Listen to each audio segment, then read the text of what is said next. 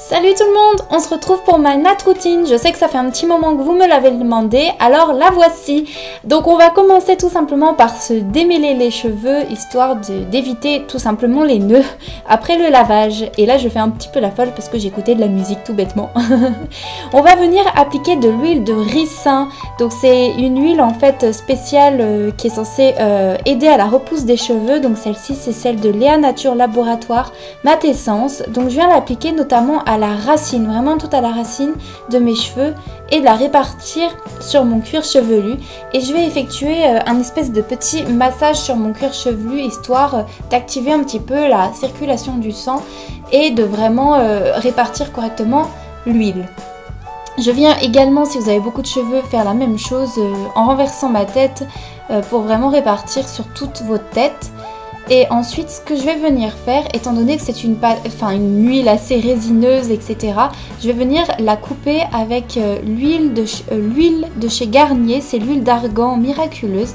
Et je vais tout simplement mélanger les deux huiles entre elles et répartir ces deux huiles sur la longueur de mes cheveux, histoire qu'elles soient plus faciles à appliquer et d'avoir un petit peu un effet réparateur grâce à l'huile d'argan, puisque j'ai les cheveux qui a tendance à être sec aux pointes et gras à la racine. Une fois cela, on va laisser poser. Donc moi, en général, je vais sur mon téléphone. Je peux faire aussi également un peu de ménage si le cœur vous en dit.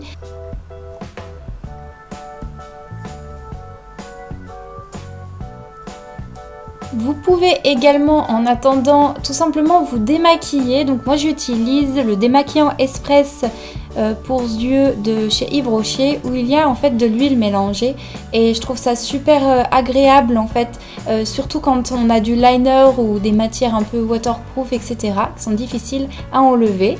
Et ensuite je vais appliquer un gel nettoyant orange de chez Neutrogena, pas le pamplemousse rose, hein, vraiment le orange, parce que c'est celui-ci qui va vous faire vraiment une peau sublimement douce, qui va vraiment vous nettoyer en profondeur et prévenir également des imperfections, vous empêcher d'avoir des boutons, etc. Celui-ci, c'est vraiment été une découverte. Je l'applique vraiment matin en fait et soir pour plus d'efficacité et vous avez la peau vraiment douce comme un bébé quoi, c'est fou. N'oubliez pas de rincer et en fait ce qu'on va venir faire après c'est exfolier un petit peu nos pieds parce qu'on a tendance un petit peu à les délaisser.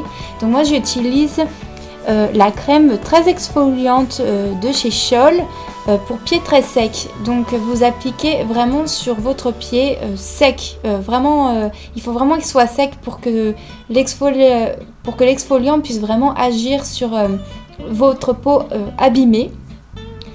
Et vous allez faire ça bien sûr sur vos deux pieds, histoire de vraiment bien les exfolier, les rendre doux, et vous allez tout simplement les rincer ensuite à l'eau.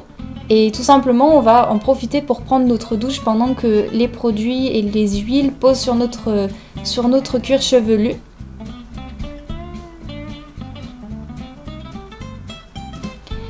Donc pour commencer, je vais utiliser un gel douche exfoliant de chez Yves Rocher à la pêche jaune. Donc il est exfolié un tout petit peu, il n'est pas trop agressif et il a une odeur tout simplement divine. Je l'ai adoré utiliser cet été et je continue un petit peu à l'automne. Et je viens, une fois sortie de la douche, appliquer tout simplement une crème Mixa sur tout mon corps, histoire d'apaiser ma peau. Ensuite, on vient défaire nos cheveux et les démêler, histoire de répartir encore un peu l'huile davantage avant de rincer le tout. Donc bien entendu ça va être difficile puisque l'eau et l'huile ça s'est jamais vraiment mélangé. Donc vous allez passer un petit peu de temps à rincer vos cheveux. Et ensuite vous allez venir tout simplement utiliser un shampoing de chez L'Oréal, c'est le Elseve renforçateur pour cheveux fragiles à tendance à tomber. Et vous allez les répartir vraiment sur tout votre cuir chevelu, moins sur la longueur, vraiment pour commencer sur le cuir chevelu.